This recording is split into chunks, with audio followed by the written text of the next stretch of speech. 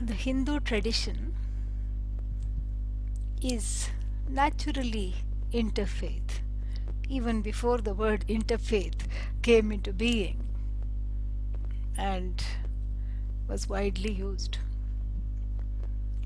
This is because of three reasons. One is that this accommodation and acceptance of various forms of prayer, various ways of invoking that one nameless, formless being, which is the truth of the universe, are accepted within the tradition and without also. Because the vision of the tradition is that all that is here, known and unknown, is sacred.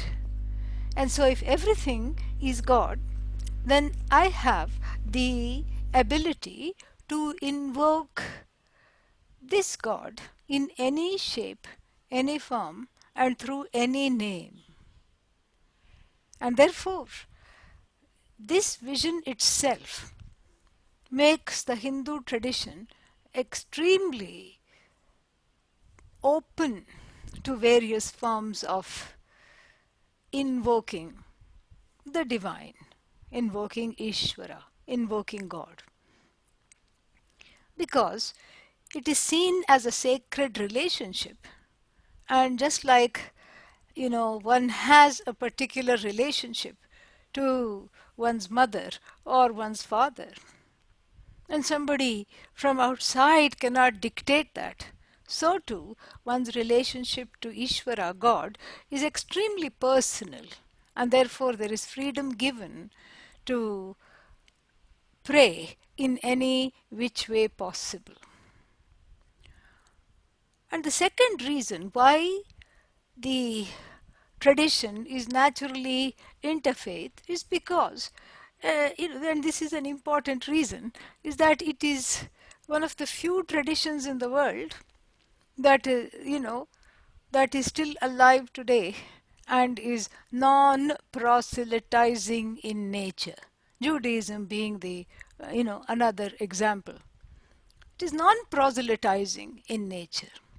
So there is no pressure to convert someone else to one's way of being, one's beliefs, one's practices.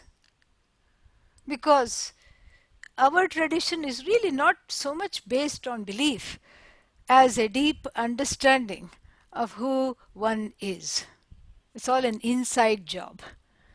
So since there is no pressure to seek adherents from outside, then, there is more acceptance. There is a greater level of acceptance and appreciation, because that, greeting somebody else's, corpus of beliefs and practices, rituals, etc., meeting them, greeting them, becomes devoid of any kind of a pressure, fear that one would lose oneself or one would lose one's way of being. In the Hindu tradition, the maxim that operates is that more the merrier, more ways of praying, and more ways of invoking, the better it is for everyone. And because this makes all forms of prayer extremely valid and spiritual. And the third reason why Hinduism lends itself naturally to being an interfaith tradition in and of itself is because we have a long history of walking this talk, whatever I'm sharing with you today. We have had a long history of giving shelter to persecuted religious traditions, starting with the Zoroastrians coming from Iran, fleeing persecution. And they were, promised They were given shelter, promised that they could lead a life of freedom from religious persecution. And then when the Jews came, in medieval India, at that time they were given land to build their synagogues side by side with the Hindu temples. And even today, those synagogues, some of them are standing. And so this is something, worthy of seeing, because when we had a Hindu-Jewish dialogue, we had a high-level meeting in 2007-8. We had a series of meetings, and when the Jewish leaders came to India, they just were ecstatic because they said, this is one place where we were not persecuted. Our ancestors were allowed to live and worship freely. So these are the reasons why, the Hindu tradition is not just tolerant, but accommodative, compassionately accommodative of all kinds of beliefs, both, within the tradition and also from without. This is something this is something important to note. And we have in the tradition, in the Vedas, we have a verse, a mantra that is revealed in the last mantra of the Rig Veda, and it is a prayer for universal harmony, and it is called Sambada Sukta. And it is a invocation to Agni, fire, who is seen as the carrier of prayers in a fire ritual. The fire is seen as the carrier of all prayers. And so, O mighty Agni, gather up all these precious prayers, and so that our offerings, our libations, Havis, is successful. And then, the prayer says, assemble together. Let us assemble together. Let everyone's minds be of one accord.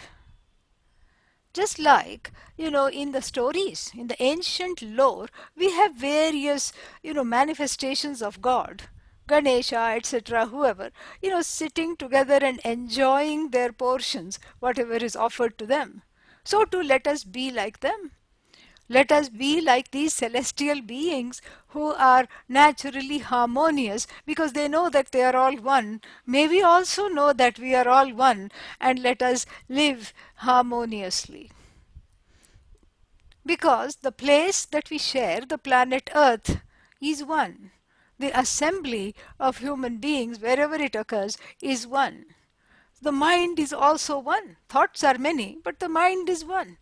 The way I think is exactly the way you think. The thought process is the same. Thinkers may be many, the object of thought may be many, but the process of thinking is one and the same. Coming to certain conclusions, etc., is one and the same. So, I lay before you, the prayer says, a common purpose, and, so that we can worship with this purpose in mind. Let our resolve be strong and united, and let the minds be of one accord. Let us be, let us all happily agree, even if we happily agree to disagree. This is something that I added at the very end. So this is the translation. And since, it has a certain swarasya, it has a certain, energy, energetics, when chanted, I'm just going to share the chant with you. Om samgacchadvam samvadadvam samvo manaamsi janatam Deva bhagam yatha purve sanjanana upasate samano mantras samitis samani samanam manas sahachittamesham samanam mantram abhimantrayeva samanena vo havisha ajuhomi समानेव आकूतिः समाना हृदयानि वः समानमस्तु वो मनो सदा आवस्सु सहासति ॐ शान्तिः शान्तिः शान्तिः